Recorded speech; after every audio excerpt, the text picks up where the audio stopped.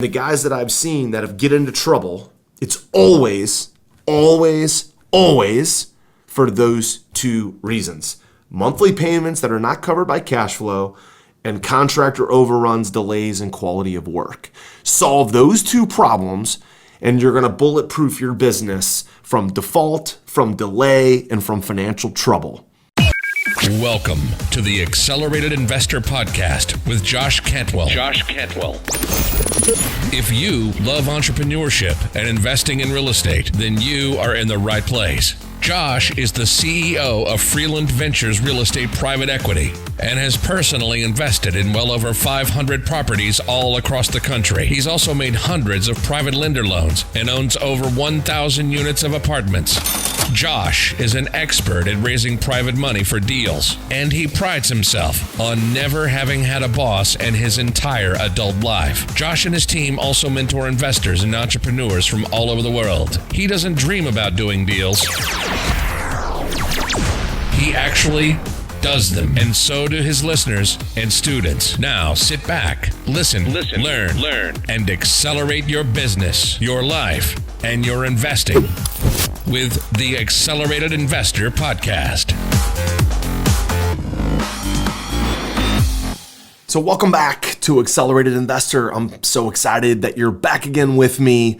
Welcome back to another solo cast. Just me talking to you wherever you are, in the gym, out for a walk, maybe at night before you go to bed. Thank you so much for engaging with me, spending time with me, for engaging in our Facebook community at facebook.com/acceleratedinvestor. If you're not part of that free Facebook group, definitely check that out. So many great questions, comments happening there, as well as on various social media platforms and podcasting platforms like iTunes and Stitcher. We appreciate all of you for sharing, engaging, asking questions, leading ratings and reviews. And today, I want to talk to you a little bit more about when I see investors fail or investors struggle or investors default. I'm seeing it from investors in two very common places. And so I thought it'd be therapeutic for me to jump on this podcast and talk about it, because as a lender and as a private investor, and even on my own deals over the last 15 years, it's interesting to see when I see investors struggle, build a big portfolio, and then have trouble keeping that portfolio afloat, or do rehabs or small balance commercial, even big apartments. I always see the struggle happen in two main places over and over and over again. So I want to identify these and tell you about them so it doesn't happen for you. So imagine an investor starts with a couple of rental properties and then starts building more rental properties and buying more rental properties, and then starts doing some rehabs and gets into doing some small balance multifamily properties like 8 units and 12 units and 25 units, and all of a sudden has a 100-unit portfolio and then runs out of money. Imagine. Okay, so this is a situation that we actually have actively dealt with multiple times as a private lender, where we're lending our money out or we're brokering loans for other institutions or other commercial lenders, or even small balance commercial lenders, or single family lenders. And all of a sudden we've got a borrower that looks to be well capitalized, that has a good balance sheet, and all of a sudden the guy is or gal is raising the red flag and saying, I'm about to tap out. I have no money left. And we've seen this a couple different times. And so why does this happen? It really happens in two main places. So I want you to be aware of this so this doesn't happen for you if you're building your own rental portfolio or doing your own flips or your own apartment buildings. And secondly, if you're investing passively, I want to make sure that you see this in advance, because borrowers can kind of finagle their balance sheet. They can kind of fudge the numbers a little bit to make themselves look a little bit better than they really are. And I want to make sure that you don't make this same mistake that other investors make or other private lenders make. And so the first piece is what we call dead wood. Dead wood, number one, is when an investor buys a property And it's that time to stabilize that building, stabilize that single family rental, stabilize that small balance commercial deal. And it's not producing enough income to pay the monthly mortgage. So if an investor has too much dead wood or too much non-performing properties on their balance sheet, it's typically because they're stabilizing too many properties at one time. And so you've got to make sure that that borrower is well enough capitalized and has enough free cash in their accounts to pay the monthly payments until that property is then rented out, right? Once a property is rented out, you see very few people default on properties that are actively rented out, whether it's an apartment building, whether it's a single family rental, whether it's a 25 unit or a 500 unit building or a single family rental. If it's rented out, they can typically afford the monthly payments. So when can't they afford the monthly payment? It's usually right after the purchase, within the first 3 to 6 months or 3 months to 1 year, when they're stabilizing the property. And there might be not enough cash flow from that one renter or all of their renters. If it's a multifamily property, there's not enough cash flow coming in to pay the monthly nut. And all of a sudden now they're coming out of pocket to pay the monthly mortgage. Or they're robbing Peter. Maybe they have one deal or they have capital and they're robbing Peter to pay Paul. They're robbing one deal to pay for the other.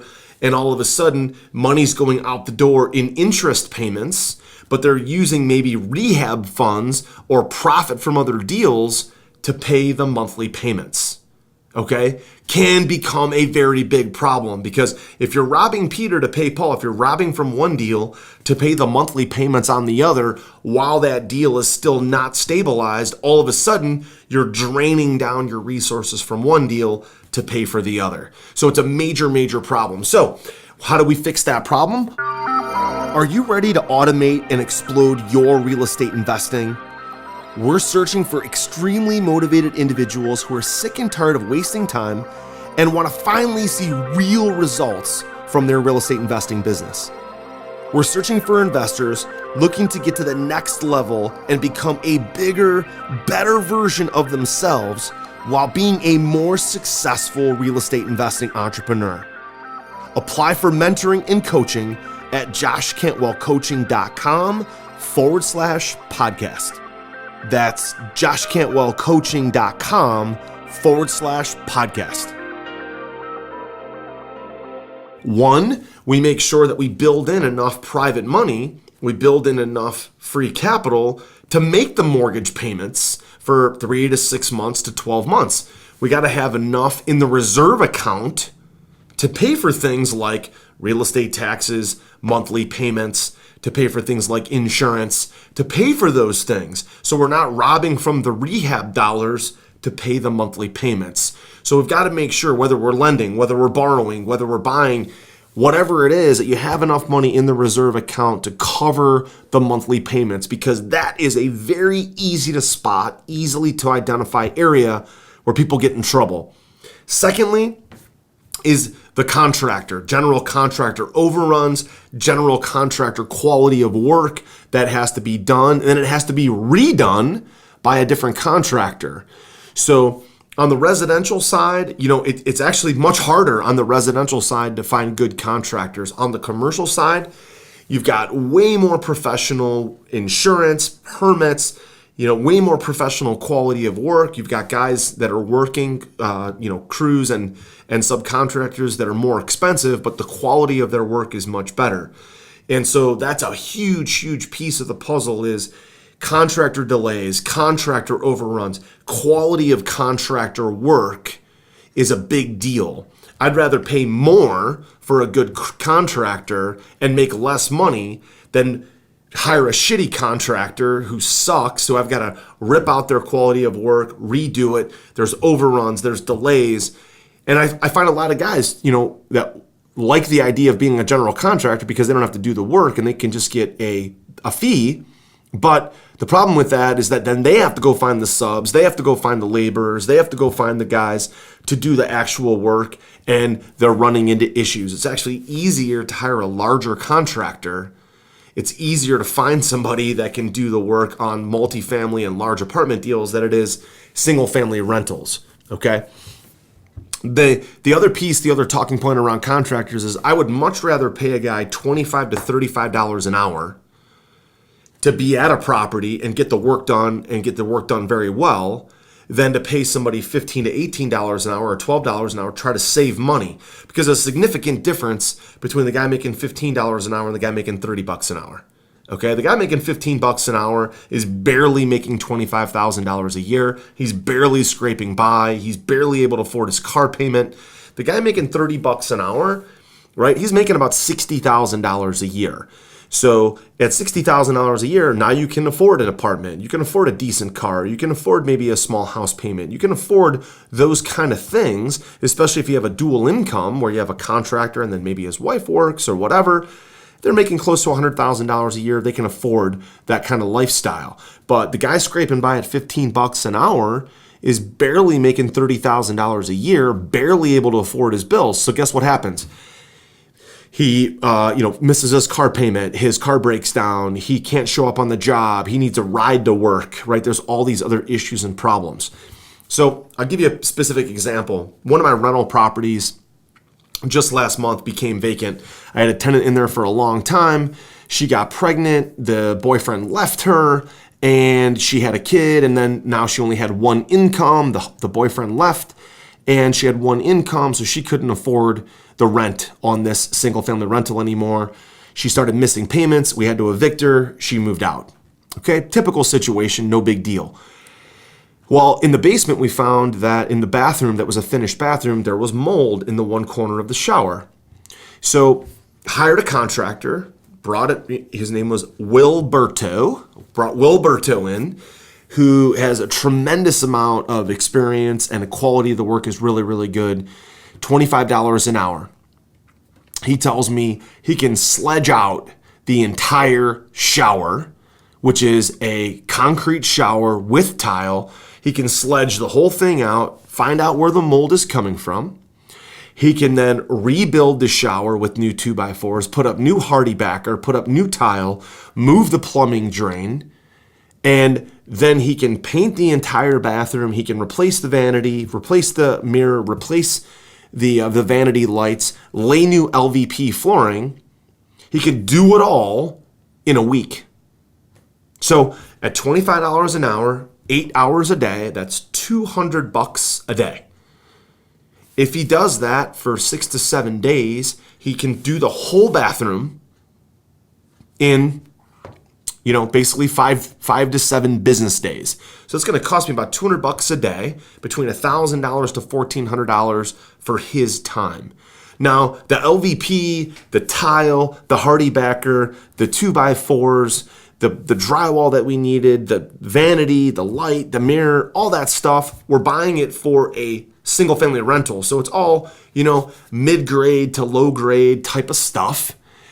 So all the material cost me about $800, and Wilberto's time cost me between $1,000 to $1,400. But here's the thing. We turned around that entire bathroom in 7 days. Sledged it out, got rid of the mold, treated the walls, rebuild the whole thing, and put it back together. That's the difference between hiring somebody at $25 to $30 an hour who knows what they're doing and wants more work, wants good quality work to be done, is professional and proud of what they produce, versus the $15 an hour, $12 an hour guy that you're trying to save money on whose car breaks down. Okay. Now, if you're doing this on a multifamily property with 25 units or 100 units or 300 units, you can just multiply either the solution or you can multiply the problem. And so every single time that I've seen investors, especially cash flow investors, guys building portfolios, get into trouble, it's those two issues. It's monthly payments that are not being covered by rents. So they're robbing Peter to pay Paul to pay the rents, okay? Or they don't have enough cash flow coming in, so they've got to rob Peter to make the payments for the mortgage company or the single family rental or the rehab company that gave them the private lender loan. Or it's the contractor the quality of the contractor being able to slam out the work, do it quickly, versus somebody whose car is breaking down and issues and problems. It's those two things. So if you're looking to build a big portfolio, whether it's 25 units or 3,000 units, I'm currently invested in over 2,200 units of apartments. We lend on multifamily, we lend on small balance commercial, we do single family rental loans. We fund about 15 to 25 rehab deals per month. I see it every single day. This year alone, we've closed nearly 150 loans in the last 8 months, about 20 loans per month. And the guys that I've seen that have get into trouble, it's always for those two reasons. Monthly payments that are not covered by cash flow and contractor overruns, delays, and quality of work. Solve those two problems and you're going to bulletproof your business from default, from delay, and from financial trouble. Okay? Got it? All right. So I hope you enjoyed that and from my own experience and the troubles that I've had with people that I've invested with, lent money to, and even a few of my own deals along the way that have gotten sideways for those two reasons. You've been listening to Josh Cantwell and the Accelerated Investor Podcast. Leave a comment on our iTunes channel and let us know what you want to learn next or who you'd like Josh to interview. While you're there, give us a 5-star rating and make sure to subscribe so you can be the first to hear new episodes. Follow Josh Cantwell and his companies, Strategic Real Estate Coach and Freeland Ventures, on all social media platforms now, and stay up to date on new training and investment opportunities. To start your journey toward the lifestyle you've always dreamed of, apply for coaching at joshcantwellcoaching.com.